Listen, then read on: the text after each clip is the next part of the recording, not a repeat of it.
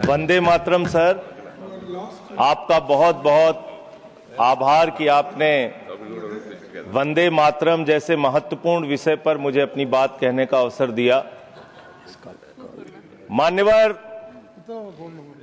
मैं सोच रहा था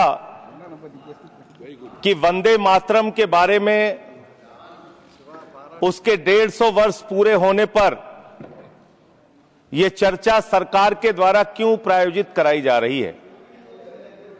एक तो यह अच्छी बात है कि देशभक्ति की भावना का विकास सबके अंदर हो। वंदे मातरम के महत्व को सारे देश के लोग समझें, नौजवान समझे, किसान समझे, मजदूर समझे, पढ़ा लिखा समझे, गैर पढ़ा लिखा समझे। यह अच्छी पहल है, लेकिन मैं साथ ही साथ यह भी सोच रहा था तो एक घटना मुझे याद आई मान्यवर।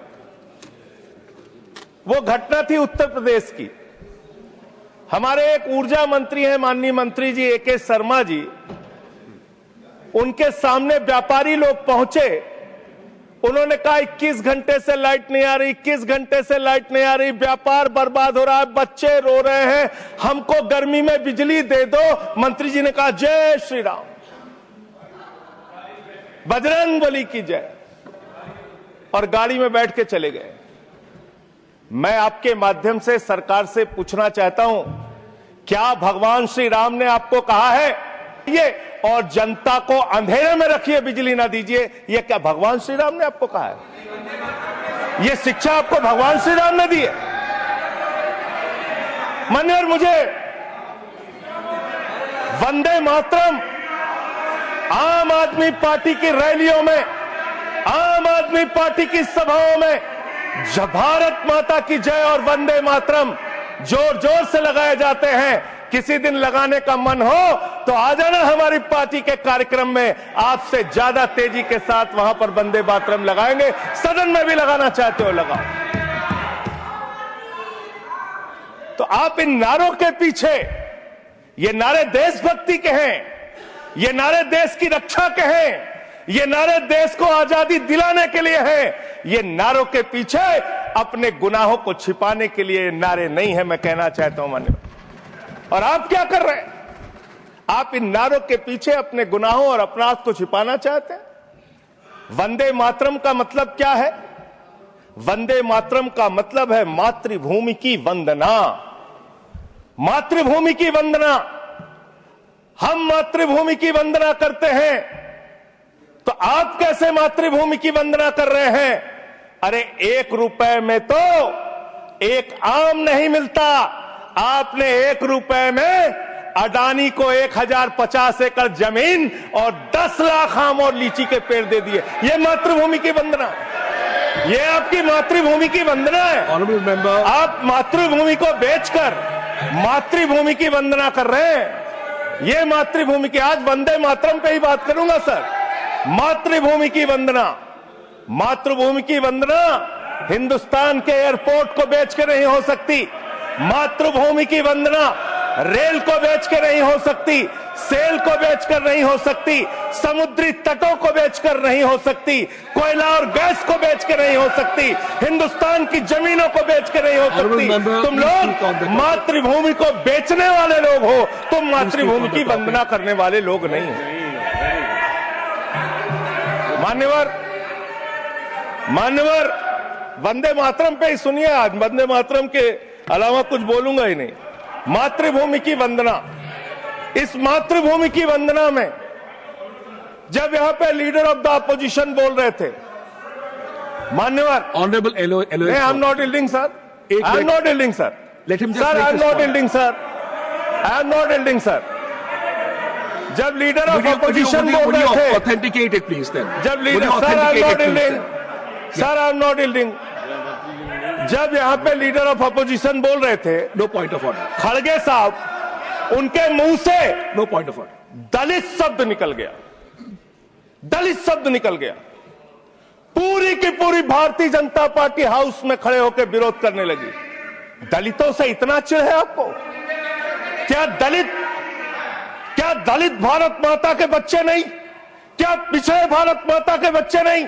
क्या आदिवासी भारत माता के बच्चे नहीं? अगर दलितों, पिछड़ों, आदिवासियों की बात होगी तो आप विरोध करेंगे? I'll have to give it to LOH. आप विरोध I'll have to करेंगे? give it to LOH. You are not on the topic. LOH. LOH. Just yield a minute. LOH. Sir दो बातें हैं। Please, please. LOH is on its legs. LOH is on its legs. Sir दो बातें हैं। एक तो हम चाहते हैं कि डिबेट, हेल्दी डिबेट हो, तर्कों के साथ हो। अभी इन्होंने आरोप लगा दिया कि दलितों पर बीजेपी वाले एकदम हल्ला करने लगे। ऑन रिकॉर्ड है, मैंने कहा है दलित के विषय में कि ये हमारे पूज्य हैं, हमारे भाई हैं, ये ऑन रिकॉर्ड है। इस तरीके के स्वीपिंग स्टेटमेंट्स न दें और इस हाउस के माध्यम से देश को न करें, नंबर 1। नंबर 2, आपने कहा ये बेच दिया, ये बेच दिया, ये बेच दिया। आई से please authenticate on the floor of the house what ever you have charge. देखिए, आज सर बहुत अच्छी बात गृह मंत्री जी भी कह के गए और लीडर ऑफ द हाउस भी कह रहे हैं कि जो कुछ भी मैं बोलूं उसको ऑथेंटिकेट करूं। और मैं आपसे अनुरोध कर रहा हूं सर कि अगर मैं ऑथेंटिकेट ना करूं तो मेरे खिलाफ कार्रवाई की जाए। एक एक चीज मैं ऑथेंटिकेट करूंगा। अगर मैं कोई बात कह रहा हूं तो उसको ऑथेंटिकेट करूंगा। दूसरी बात, शहीद खुदीराम बोस की बात हुई सर, कल उस सदन में चर्चा हुई। हिंदुस्तान के सबसे युवा क्रांतिकारी जिन्होंने फांसी के फंदे को चूमा, वंदे मातरम का नारा लगाया, शहीद खुदीराम बोस, शहीद रोशन सिंह, शहीद राजेंद्र लहड़ी, शहीद अशफाक उल्ला, शहीद राम प्रसाद बिस्मिल, शहीद प्रफुल्ल चाकी, हिंदुस्तान के तमाम क्रांतिकारियों ने जब फांसी के फंदे को चूमा, शहीद आजम भगत सिंह, शहीद सुखदेव, शहीद राजगुरु, सबने वंदे मातरम का नारा लगाया। सबने वंदे मातरम का नारा लगाया। और शहीद खुदीराम बोस को अब आप याद कर रहे होंगे, मैं पिछले 31 साल से 3 दिसंबर को शहीद खुदीराम बोस की जयंती का आयोजन करता हूं। मेरी संस्था का नाम शहीद चंद्रशेखर आजाद के नाम पे है। शहीद खुदीराम बोस हिंदुस्तान के वो क्रांतिकारी थे, जब उनको फांसी के फंदे पे चढ़ाया गया और उनका जब अंतिम संस्कार हुआ तो जो राख उनके अंतिम संस्कार से निकली मान्यवर, उसको बंगाल की माए तावीज बना के अपने बच्चों को पहनाती थी कि ऐसे ही बनना हिंदुस्तान के लिए क्रांतिकारी। यह इतिहास, यह हिंदुस्तान का इतिहास। लेकिन मैं आपके माध्यम से इस सरकार से पूछना चाहता हूं, आपके पुरखे इस वक्त क्या कर रहे थे जब शहीद आजम भगत सिंह वंदे मातरम लगा रहे थे, शहीद सुखदेव वंदे मातरम लगा रहे थे, शहीद राजगुरु वंदे मातरम का नारा लगा रहे थे, शहीद खुदीराम बोस वंदे मातरम का नारा लगा रहे थे। उस वक्त आप क्या कर रहे थे? क्या कर रहे थे आप? वंदे मातरम का नारा लगाकर लोग जेल गए, लाठियां पड़ी उनको। मैं आपके माध्यम से इस सरकार से पूछना चाहता हूं, आरएसएस के 4 लोगों का नाम बताओ जो वंदे मातरम नारा लगा के जेल गए। उनका नाम बताओ आप। 4 लोगों का नाम बताओ आप। अपने 4 पुरखों का नाम आप बताओ। आप नहीं बता सकते क्योंकि आजादी के आंदोलन में आपका कोई इतिहास नहीं। आजादी के आंदोलन में आपका कोई इतिहास नहीं, यही आपकी कुंठा है। तो इसलिए कभी आप कहते हो सरदार वल्लभ भाई पटेल आपके हैं। अरे भैया, सरदार वल्लभ भाई पटेल ने आरएसएस के ऊपर बैन लगाया था, यह रिकॉर्डेड हिस्ट्री है। और जब 18 महीने जेल में रखा गया आरएसएस के लोगों को राष्ट्रपिता महात्मा गांधी की हत्या के अपराध में, जब उनको छोड़ा गया, बैन हटाया गया, तो उसमें शर्त लगाई कि आप राष्ट्रीय ध्वज को मानेंगे, यानी कि आप तिरंगे झंडे को भी नहीं मानते थे। आपने 52 साल तक हिंदुस्तान का तिरंगा झंडा आरएसएस के मुख्यालय पे नहीं फहराया सर, नहीं फहराया। और 3 लोगों ने आरएसएस के मुख्यालय पर जब ये झंडा फहराया, उन तीनों के नाम मैं पढ़ रहा हूं, विजय, उन्मत, दिलीप, इन तीनों लोगों के खिलाफ आरएसएस ने एफआईआर दर्ज कराई। किस अपराध में? कि हमारे दफ्तर में तिरंगा क्यों फहरा दिया। और कितने साल तक मुकदमा लड़े? 13 साल तक मुकदमा लड़े। यह है आपकी असलियत। आप तिरंगे का विरोध करते हैं, भारत के राष्ट्रीय ध्वज का विरोध करते हैं। जो लोग तिरंगे और राष्ट्रीय ध्वज का विरोध कर सकते हैं वो भारत माता के सच्चे सपूत नहीं है, वो नहीं है हमारे निगाह में। और मैं आपको बताता हूं सर, ये है 28 दिसंबर 1949 का ऑर्गेनाइजर पत्र, इसको भी रखूंगा, क्योंकि आज गृह मंत्री जी और लीडर ऑफ द हाउस दोनों कह के गए रिकॉर्ड पे सारी चीजें आनी चाहिए, इसको रिकॉर्ड पे रखना चाहिए। इतिहास देश को पता चलना चाहिए, किन लोगों ने देश के साथ गद्दारी की, किन लोगों ने तिरंगे का विरोध किया, किन लोगों ने राष्ट्रगान का विरोध किया। आपको ये पढ़ के सुनाना चाहता हूं, ये ऑर्गेनाइजर है, क्या लिख रहा है। What is the moral sanction behind government's choice of Jan Gana Man, except that it can be made an item of entertainment. आप राष्ट्रगान का विरोध कर रहे हैं, आप भारत के राष्ट्रगान का विरोध कर रहे हैं, आपके मुख्य पत्र में भारत के राष्ट्रगान का विरोध लिखा गया है। इसके लिए भारत के प्रधानमंत्री को और पूरी की पूरी भारतीय जनता पार्टी को, जो अपने आप को आरएसएस को अपना आदर्श मानती है, पूरे देश से माफी मांगनी चाहिए। ये रिकॉर्ड पे लाऊंगा सर, इसको रख लीजिएगा, ये रिकॉर्ड पे रखा जाए। मान्यवर, फिर से बोल दे रहा हूं, 28 दिसंबर 1949 ऑर्गेनाइजर अखबार जो आरएसएस का मुख्य पत्र है, और इस आरएसएस के मुख्य पत्र में फिर से लिख दे रहा हूं, फिर से पढ़ दे रहा हूं क्या लिखा हुआ है। What is the moral sanction behind government's choice of Jan Man? Unnecessary it will get provoked. It can be made an item of entertainment. Please continue. ये लिखा हुआ। Sanjay ji unnecessarily provoke. Continue. अच्छा सर,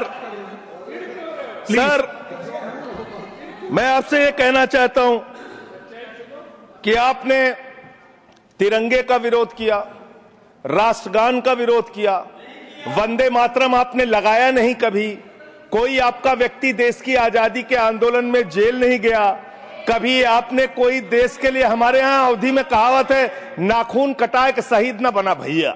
तू तो नाखूनों नहीं कटाया भैया, बिना नाखून कटाए शहीद बना चाहता है, बिना नाखून कटाए शहीद। ऐसे काम नहीं चलेगा सर। जिन्ना का भी जिक्र कल दूसरे सदन में हुआ, प्रधानमंत्री जी ने जिक्र किया। जिन्ना के साथ आपके कितने गहरे और मधुर संबंध थे, क्या इस देश के लोगों को पता है? नहीं पता, मैं बताता हूं। श्यामा प्रसाद मुखर्जी जी फजलुल हक की गवर्नमेंट में फाइनेंस मिनिस्टर थे, और फाइनेंस मिनिस्टर रहते हुए उन्होंने अंग्रेज गवर्नर को चिट्ठी लिखी थी। Shyama Prasad followed this and told Governor Herbert the administration of the Bengal province should be carried on in such a manner that in spite of the best efforts of the Congress, this Quit India movement will fail. ये चिट्ठी लिखी है। आपने भारत छोड़ो आंदोलन के खिलाफ आपके नेता, जनसंघ के पहले राष्ट्रीय अध्यक्ष और तत्कालीन गवर्नमेंट में जो वित्त मंत्री थे, उन्होंने चिट्ठी लिखी अंग्रेज गवर्नर को और कहा कि भारत छोड़ो आंदोलन, जो हिंदुस्तान के क्रांतिकारियों का आंदोलन था, जो देश की आजादी का आंदोलन था, वो आंदोलन कुचल देना चाहिए, खत्म कर देना चाहिए। ये है रिकॉर्डेड हिस्ट्री आपकी, ये आपको, आपके बारे में पूरे देश को पता रहना चाहिए।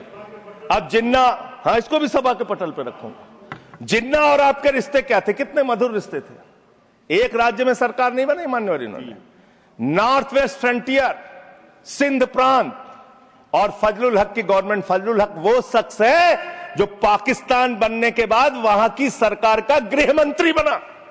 आपके रिश्ते उन लोगों के साथ थे, ये देश को पता होना चाहिए। इसलिए आप किसी को भी देशभक्ति का प्रमाण पत्र बांटने का काम मत कीजिए। आप वंदे मातरम लगाने का काम कर रहे हैं और देश की सुरक्षा के साथ खिलवाड़ कर रहे हैं।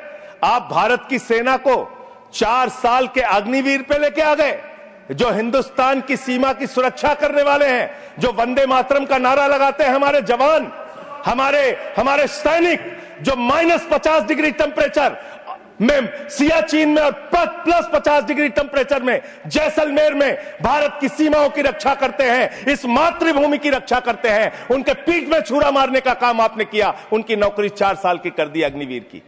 आपको मातृभूमि से प्यार है, आप देशभक्ति की बात करेंगे, आप देशभक्ति की बात कर रहे हैं। अरे मैंने साइकिल चोर सुना था, लॉकेट चोर सुना था, स्कूटर चोर सुना था, मैंने सुना था तमाम तरह के चोर होते हैं। आप लोग तो वोट चोर निकल गए हिंदुस्तान के अंदर। वोट चोर, 3 करोड़ वोट उत्तर प्रदेश में 3 करोड़ वोट की चोरी करने जा रहे हैं। कल की मीटिंग में पता चला 17.5% वोट उत्तर प्रदेश में काटे जाएंगे। आप ये कर रहे हैं, ऐसे लोकतंत्र को मजबूत करेंगे? ऐसे आप मातृभूमि की सेवा करेंगे? ऐसे आप मातृभूमि की वंदना करेंगे? मान्यवर, मैं आप लोगों से सिर्फ इतना कहना चाहता हूं मान्यवर आपके माध्यम से कि हमने फिल्मों में सीन देखी है, डाकू लोग आते हैं जय भवानी जय भवानी जय भवानी कह के और वो गांव का गांव लूट के चले जाते हैं।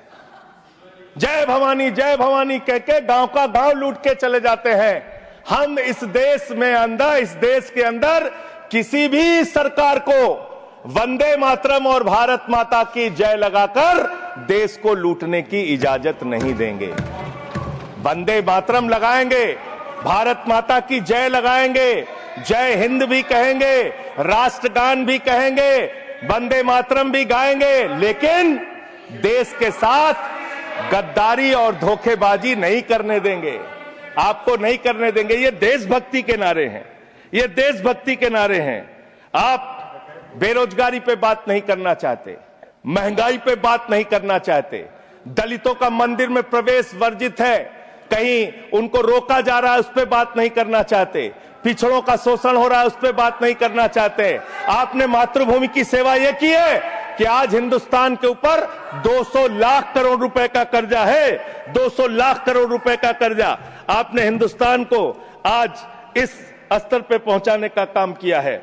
और दूसरी बात मैं पूछना चाहता हूं आपके माध्यम से मान्यवर, इस देश में मजदूर भी हैं, किसान भी हैं, आदिवासी भी हैं, दलित भी हैं, पिछड़े भी हैं, सवर्ण भी हैं, सब में अनपढ़ है, सब में भारी संख्या है जो पढ़े लिखे नहीं है, जिनको संस्कृत का ज्ञान नहीं है, जो नहीं पढ़ सकते वंदे मातरम। तो आप उनको कह रहे हैं कि वो देशभक्त नहीं है। मैं आपके माध्यम से कहना चाहता हूं, वो देश को लूटने वाले अडानी जैसे पूंजीपतियों से ज्यादा बड़े देशभक्त हैं, जो अपने बच्चों के लिए श्रम करते हैं, मजदूरी करते हैं, कुली का काम करते हैं और अपने बच्चों का पेट भी पालते हैं, देश की भी सेवा करते हैं। वो आपसे ज्यादा देशभक्त हैं। उनकी देशभक्ति को आप इससे चेक करने का काम मत कीजिए, इससे पैसे उससे परीक्षा करने का काम मत कीजिए। मान्यवर, मैं अंत में एक और बयान आया, उसका जिक्र करके अपनी बात को खत्म करूंगा। अभी SIR की प्रक्रिया के तहत उत्तर प्रदेश के मुख्यमंत्री ने कहा कि डिटेंशन सेंटर बनाए जाएंगे।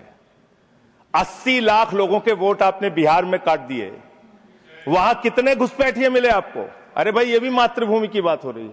आप लोग चाहते हैं बांग्लादेशी यहां पे आ जाएं, मातृभूमि की सुरक्षा को खतरा हो जाए? आपको तो चिंता वही है ना, वही तो बात कर रहा हूं। कितने बांग्लादेशी घुसपैठिया मिले? कितने बांग्लादेशी घुसपैठिया मिले? कितने बांग्लादेशी घुसपैठिया मिले? मात्र 315, जिसमें नेपाल के बाकी लोग सिर्फ 78 मुसलमान मिले। वहां 80 लाख लोगों के आपने वोट काट दिए। अब आप कह रहे हैं उनको डिटेंशन सेंटर में रखेंगे, उनको डिटेंशन सेंटर में आप रखेंगे जो हिंदू हैं, जिनके जो पूर्व IAS हैं। आप इस देश का सिर्फ माहौल बिगाड़ना चाहते हैं। आप इस देश को सिर्फ नकली नारों के पीछे सिर्फ आप अपने आप को छिपाना चाहते हैं। वंदे मातरम देशभक्ति का नारा है, भारत माता की जय देशभक्ति का। हां, दिल्ली में तो काटोगे ही आप, ठीक ही कह रहे हो, पहले से ही नियत बता दिया। दिल्ली की हालत तो कर दी आपने। अरे इसमें क्या लिखा हुआ है? इसमें क्या लिखा हुआ है? सुजलाम सुफलाम, सुजलाम सुफलाम, शुद्ध जल शुद्ध फल और मधुर वाणी। मधुर वाणी, मधुर वाणी कौन बोल रहा है? देश के प्रधानमंत्री मधुर वाणी बोल रहे हैं। मुजरा जैसे शब्दों, अरे भाई, इसी वंदे मातरम की सेकंड्स रह गए सर, वंदे मातरम की तो बात कर रहा हूं। हमारे पास और टाइम है सर, टाइम है सर। सर, मधुर वाणी, मधुर वाणी, मधुर वाणी। सर, जहरीली हवा और जहरीला पानी दिल्ली में दे रहे हैं। हमारे पूर्वांचल के भाइयों के ऊपर बुलडोजर चला रहे हैं। सर, मेरे टाइम में से काट लीजिएगा, पार्टी टाइम में से काट लीजिएगा, प्लीज, पार्टी टाइम में से काट लीजिएगा। सर, हमारी पार्टी का टाइम 24 मिनट है। प्लीज 1 सेकेंड दिल्ली को Sanjay ji 1 second honourable members 1 second शांत हो जाओ। माननीय संजय जी कंक्लूड करिए, आपका समय खत्म हो रहा है। 24 मिनट मेरा टाइम है।